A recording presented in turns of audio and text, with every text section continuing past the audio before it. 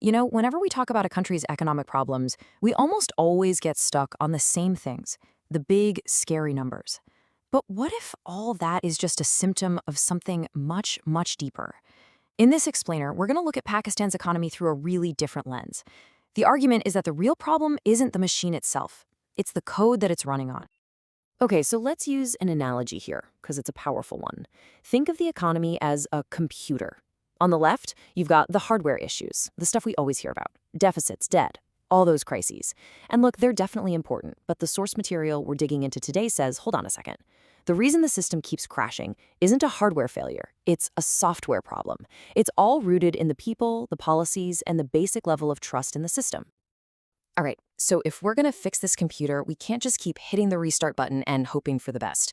We have to think like software engineers. We need to find the actual bugs in the code. So let's start by diagnosing the three most critical bugs that are causing this whole system to just constantly underperform. Okay, bug number one, and this is a big one, is the state of the country's human capital. In the modern economy, it's not really about land or factories anymore. It's about people. It's their skills, their education, their ability to innovate. That's what really drives growth.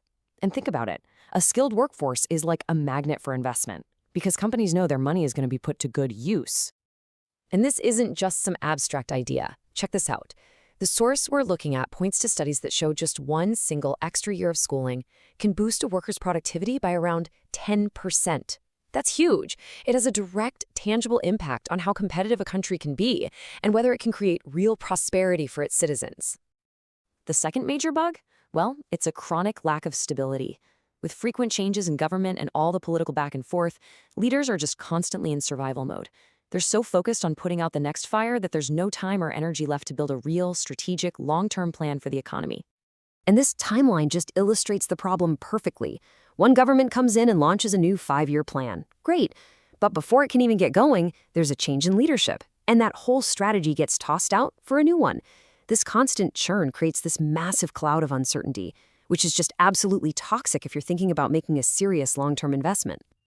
And that brings us to the third and final core bug. And this one's a bit frustrating. The problem isn't that there's a lack of good ideas. It's not like there aren't well-written plans on paper. The real issue is a persistent failure to actually do them, to follow through and execute on those plans. So what happens is you get this huge credibility gap. Policies get announced with a lot of fanfare, but investors and citizens just get skeptical because they've seen this movie before. Follow-through is so rare. You'll see a new government completely abandon the last one's reforms. Sometimes the same government will even reverse its own policies. It just makes it impossible to build any kind of forward momentum. Now, let's see how all these bugs start to compound. See, they don't just exist on their own. They combine and they fester and they create this kind of systemic virus, a deep, deep distrust that ends up infecting the entire economic environment. I mean, this quote from the source material just hits the nail on the head. In almost every successful modern economy, the engine of growth is a strong partnership between the government and the private sector. But here, the relationship is just defined by suspicion on both sides. And that is a massive barrier to growth. And this slide just lays it out so starkly. When you don't have that basic trust, everything gets harder and everything gets more expensive. Compliance with rules goes down, the cost of doing business goes up, and the huge potential of the private sector just stays locked away. And if that wasn't enough, you've also got this unpredictability in the legal system. We're talking about major economic deals, privatizations, mining concessions that have been overturned by courts years after everybody shook hands. That kind of risk makes it incredibly difficult to attract the big, long-term investments you need for major projects. All right, so now let's turn to the machinery of government itself. The source describes it as trying to run modern, complex applications on an ancient, clunky operating system. The public sector, the very system that should be enabling growth, often becomes a huge bottleneck instead. And this definition is really the key to understanding it all. The entire administrative system is built on this old framework that is all about following procedures and avoiding mistakes. It's a system designed not to fail, which sounds good, but it's totally different from a system designed to succeed, to innovate, and to actually get things done.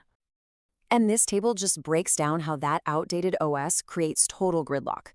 Decisions are all centralized at the top, so individual departments can't act.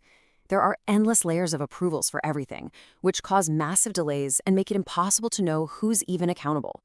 The result is a system that just bloats costs and can undermine public projects before they even start. This all leads to this really strange paradox. On the one hand, you have tons of oversight bodies, anti-corruption agencies, audit committees, you name it.